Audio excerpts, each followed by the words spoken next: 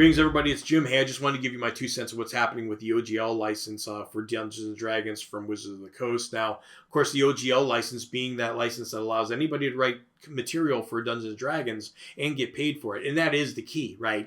To get paid for it. Anybody can write content for Dungeons and Dragons. You just can't get paid for it. So the deal is that you make your content and you get to ride the coattails of the marketing juggernaut that is Wizards of the Coast. And that's not no small thing, right? And of course, Wizards of the Coast benefits from it because they got 5th edition going because everybody wanted to write for the official RPG of the world, and that is Dungeons and Dragons. You can't deny it. You can show them a better system. You can try to promote a big system. Dungeons and Dragons is going to be Dungeons and Dragons, and I don't see that changing unless something major happens, and this ain't it.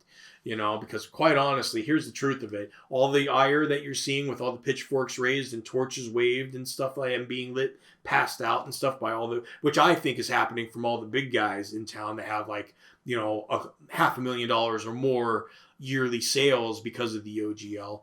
The truth is, though, for as much ire as you see these guys, how many people do you think, if Wizards of the Coast said, well, you know what? Forget it. We'll go back to the original O.G.L. Forget we said anything. Thank you.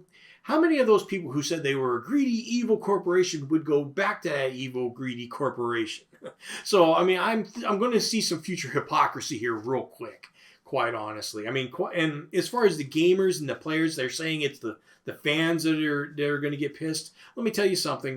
Quite honestly, Games Workshop ticked off its fan base numerous times that I've seen in my lifetime, and the customer base just keeps coming back. They'll get mad, they'll come back, they'll get mad, and then they'll come back. And it's a never-ending cycle because, quite honestly, the content's just too good. And that's the point here. Now, as far as content creators go, the ones that are actually losing out the most are the guys at mid-level. The guys that were just on the cusp of making it or had just made it.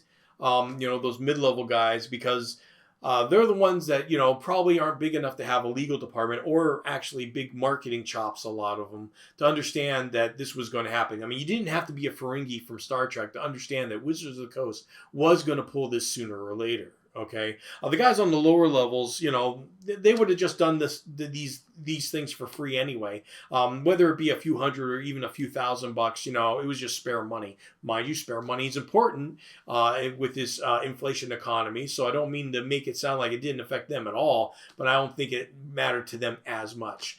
But the big guys, like I said, you didn't need to be a Ferengi to know. They have their marketing chops. They got their big boy lawyer boys. They could say, yeah, the writing's on the wall. This is going to happen sooner or later. Wizards of the Coast created their own monster way back in the day with Pathfinder. 4th edition came out, pissed everybody off. All the 3.5 players went to Pathfinder. And, of course, you think that made Wizards of the Coast happy? I don't think so. So, of course, now 5th edition comes out. They want to get the grassroots going again, start over, get everybody away from Pathfinder, which they definitely did. And then, so they got everybody back from Pathfinder, a lot from Pathfinder anyway. And they got that big momentum, especially with their weekly tournaments and the Game Masters Guild that's online now where you can sell content. But yeah, then they said, okay, the use of this contract doesn't benefit us anymore because you got guys like Old School Essentials, which just made $750,000 on their latest Kickstarter. And of course, Paizo with Pathfinder, they're still a thorn in the side. But a lot of people are starting to add up. And it's like, okay, you guys have done good. We're going to hold in the reins before we make another Pathfinder. That's what this is really about. It's not about grinding the small guy in dust. They don't even care about the mid-levels. They don't mind that. I guarantee you it's not in their best interest to do anything about them at all. It is the big boys. They want to keep the big boys from getting bigger.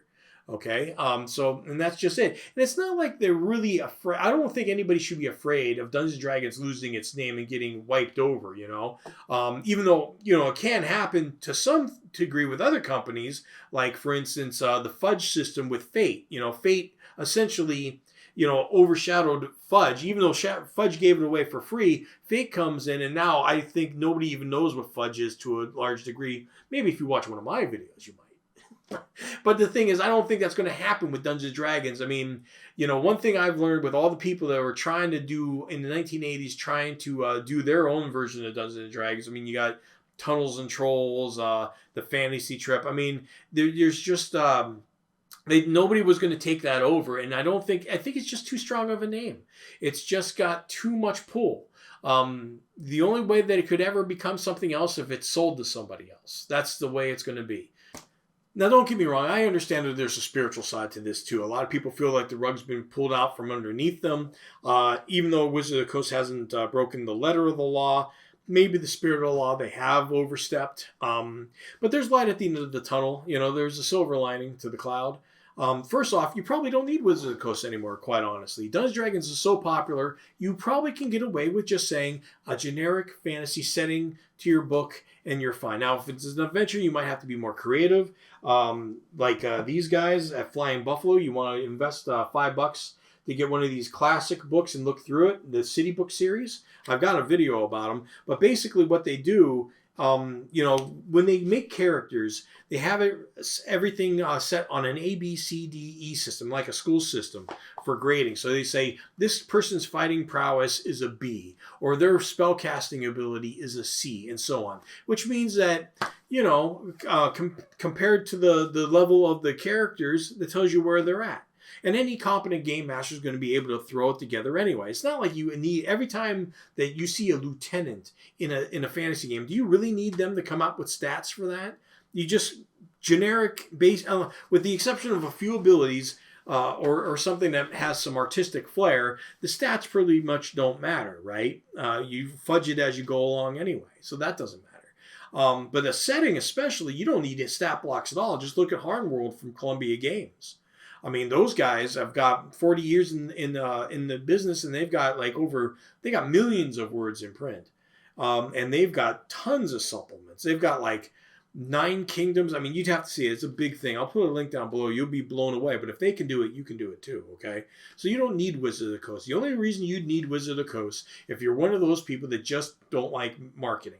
You don't like the math of it. You don't like talking to people. You're not a public relations guy. And that's understandable because a lot of people who are on the creative, that want to do the creative stuff, aren't that good at the marketing stuff. That's just the way it is. When I was in BYU, Idaho, going for marketing and public relations, one of the things they said was the creative side of advertising, they want to stay there. They don't want to do the math part of it. And that's the difference between people who make $40,000 to $50,000 as opposed to the people that make 6 figures. Just accept that though. Accept that unless you really want to grind at it and find out what marketing's like. Some people find it fun, and once you learn it and stuff like that. But some people just want to be creative, learn what you are, and if that's what you got to do, and you got to go with Wizards of the Coast, well, understand that maybe that's why they're charging the 50% that they want. Is it worth it? Probably is if you can't do the marketing yourself. So keep that in mind. But yeah, light at the end of the rainbow for most content creators. They're going to survive just fine. And I don't believe the players will ever get mad enough to leave. If you think so, you might be a little bit mistaken because Games Workshop ticked off a lot of people ever since the 1990s, and people are still playing their games, right? So they did a lot of capitalist marketing stuff that would make people angry too. But no, the fans are going to be the fans, and they're going to want to play. That is the draw. They won't leave. It's an addiction almost. They just won't leave their brand. Like Coca-Cola or Pepsi, you're not going to switch to another one. So unless something really directly affects them. This, unfortunately, is just affecting the content creators, not the fans. And I know there's an argument for that. Any content creator will say, well, that's going to affect them because they can't have our stuff. Well, okay, but that's assuming that Wizards of the Coast's stuff is junk, and I don't think that's the case either. I think a lot of people have criticisms about 5th edition, but overall they've liked it. Now, of course, everybody and their brother is coming out with an O.G.L for their system, saying, use our system, right? But the thing is, there's only 2 companies that I see that actually have a shot. One of them already has an O.G.L, and that is the Fate system. So they already have people writing for their system. So will they get more from it? We'll see. But really, the top dog that I see being an alternative to Dungeons & Dragons is already the alternative to Dungeons & Dragons. That is Frankenstein's monster that was created during 3rd edition, which is Pathfinder. They're going to have to completely change the system, though, to some degree, right? Because they can't just say, they make an O.G.L off of their O.G.L. you know, for their game. So they're going to have to call something else, or even call it a different game other than Pathfinder altogether, and start fresh there. Even though that would be an uphill battle. I mean, people have that name recognition. That's why Dungeons and Dragons is Dungeons and Dragons, you know. And Pathfinder just spent like a whole generation of people trying to get them to think of Pathfinder and not Dungeons and Dragons. And of course, whoever is going to be trying to do a new O.G.L. that overtake a Dungeons and Dragons has got their work cut out for them. So, anyway, guys, that's my 2 cents on there. Hope you took something in. Yes, content creators, there's light at the end of the tunnel. But anyway, guys, have a good one, and I'll see you next video.